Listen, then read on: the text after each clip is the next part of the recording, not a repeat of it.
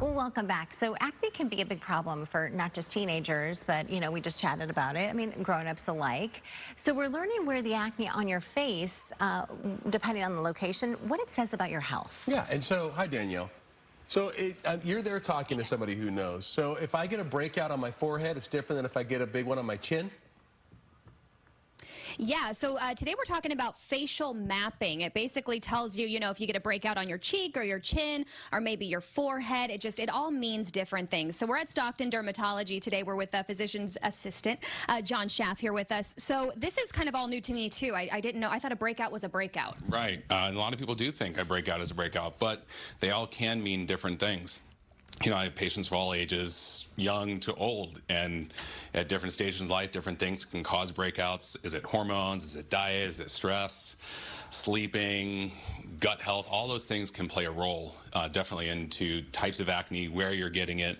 And there are a few kind of typical telltale signs of, if someone's breaking out in a certain area, what that can kind of guide you towards our treatment plan, what may be causing it, things we need to address. Okay. And can you just really give us a breakdown of kind of, forehead, cheeks, maybe your chin area? Sure. Yeah. So a lot of teens and older too, but people will get the kind of breakouts along the upper hairline. Mine's a little farther back, but along the hairline, and that can be from hair product, pomades and stuff like that, things that are clog your pores, gels. Those are things that can typically cause that around the hairline. Kind of that mid forehead area is very classic for diet, stress. So I get a lot of kids, before finals, stuff like that, that are getting a lot of breakout kind of right in the middle.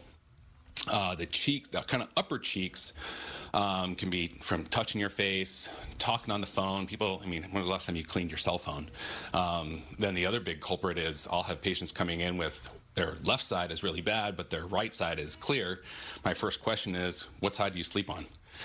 People's pillowcases, dirty, nasty, not a good thing. And people don't clean them as often as they should. And when was the last time they actually cleaned their pillow? When you get down to the lower cheeks, kind of jawline, chin, that's really classic for hormonal. Other medical conditions can cause that too. We saw a lot of that over the last 2 years as well with COVID and what we call maskne. And that's what we're getting when we get into this area.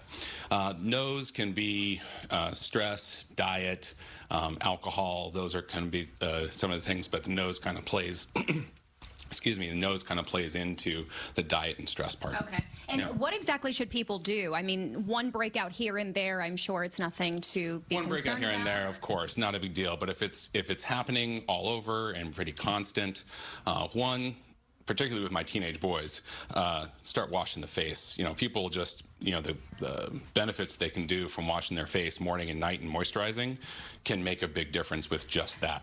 Okay. And, your basic, benzoyl peroxide washes, salicylic acid washes, those are good.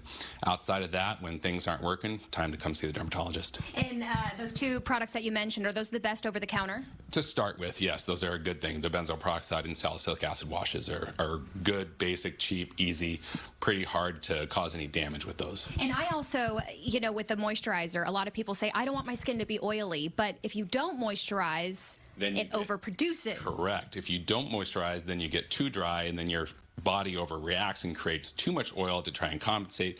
That can then cause other problems, different other skin conditions, stuff like that. But moisturizing is key. Using a good moisturizer that's non-oily, not going to clog your pores, won't make you break out.